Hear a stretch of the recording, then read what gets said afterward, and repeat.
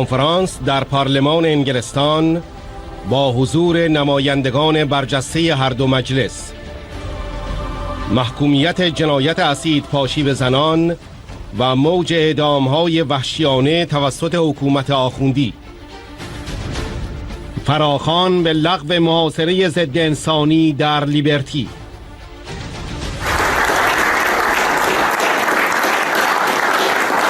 So it is a pleasure to be with you again. So I do applaud each and every one of you for all your efforts to bring the deplorable human rights violations in Iran to the attention of public opinion and your representatives here in the House of Commons and the House of Lords. Since the current constitution in Iran cannot provide the people with justice, I support it because it's what Dowlett wanted me to do, tabling an early day motion on human rights abuses in Iran and asking other colleagues to support the demands of accountability for Iran's theocratic rulers.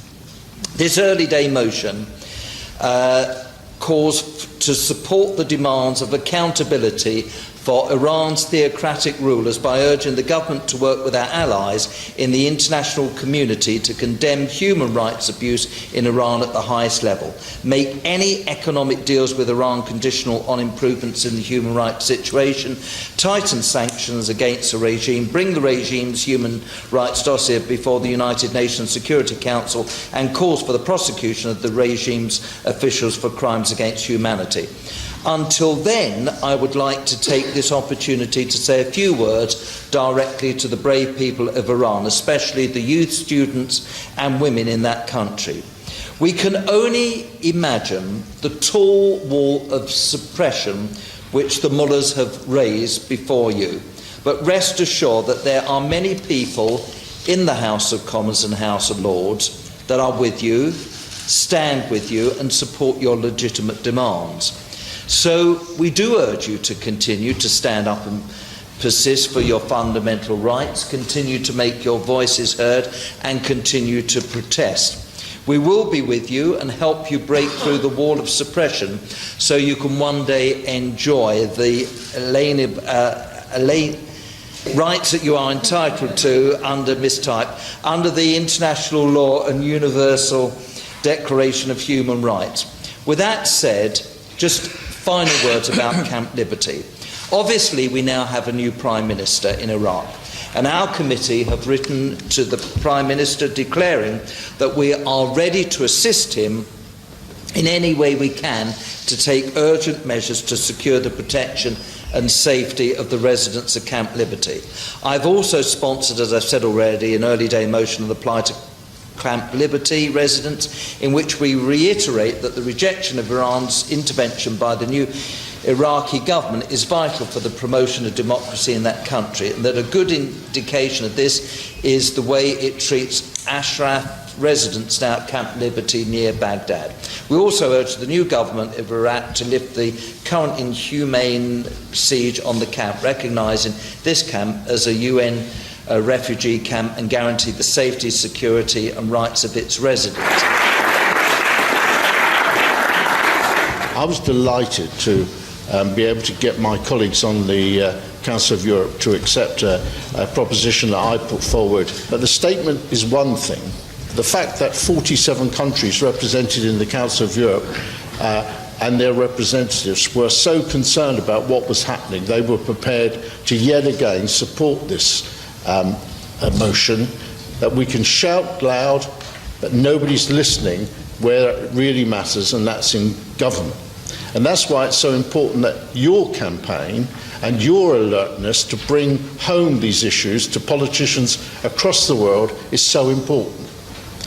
So I can feel better for coming here and having my say, but what we've all got to do collectively, those of us who are lucky and privileged enough to sit in this House, whether it's in the House of Lords or in the House of Commons, have to continue to put as much pressure on as we can, so that in the end the voice from the streets, from you, from us, is finally heard and governments are prepared to do something about it. So good luck to your campaign, keep on going, and sooner or later your voice will be heard, and I hope to God that people will listen and you'll get the justice for those people you work for so very hard. Thank you.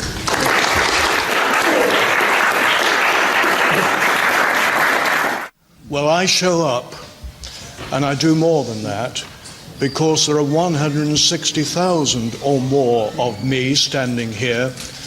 I represent the whole of the solicitor's profession. In 2011, the Council of the Law Society passed a motion deploring what was happening then in Camp Ashraf, and indeed demanding that government should take action. And as I speak to you today, I'm reminded that only yesterday I was working with the current chair of the Human Rights Committee at the Law Society and the immediate past chair on a statement of protest concerning, of course, Rehani Jabari. So much has been said about her already. I've been a solicitor, or will have been in December, for 47 years. And throughout that time, I've been a criminal defence practitioner and also a human rights practitioner. All those years, I have believed in the rule of law, due process, the liberty of the individual, and the desperate importance of a totally independent legal profession. And what do I see? I see all of this that has been happening since President Rouhani took over. And it makes my blood boil, but more to the point, I carry my profession with me over it. And we never cease to find opportunities to raise awareness. We have regular Human Rights Committee meetings. This issue is a standard agenda item. To those who say that it makes no difference.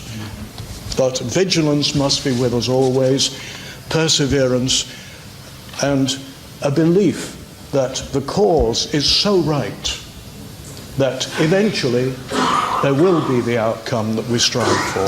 Thank you very much.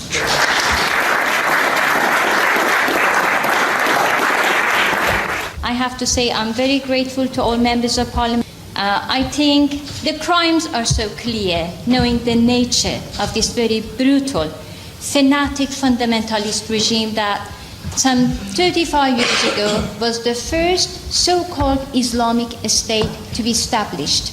And the horrors they created, which nowadays you see about ISIS and their criminal, murderous attacks against civilians and all sorts of people in Iraq. It was many, many years ago practiced by this terrible, brutal, repressive regime ruling Iran. I think the recent brutal acid attacks against women, which total up to be 50% of Iran's population, is an indication on one hand the true nature of the mullahs and their fanaticism and their abuse and misuse of Islam and religion. We don't want to give them the time to obtain the nuclear bomb and then do the crisis they've been imposing against Iranians, now against Iraqis, Syrians, people in Yemen, other places in the region in the name of Islam. We don't want them to be left with the chaos, with the terror, with sectarian war, with the hatred amongst them of Muslims fighting one another or fighting against the West or fighting against the Christians. That is not the issue. The issue is humanity, democracy, women's rights is equal to human rights. We cannot be silent in the face of such repression. The mullahs are the most terrified of them because they are the solution. They know how ideologically, in addition to militaristically and politically, challenge the mullahs. We need their hands to be cut off from meddling into the affairs of Iraq, Syria, Yemen, and the Middle East, because all they do is just to export hate, terror, chaos, and just destruction. That needs to be stopped, and we could do it together. Thanks very much.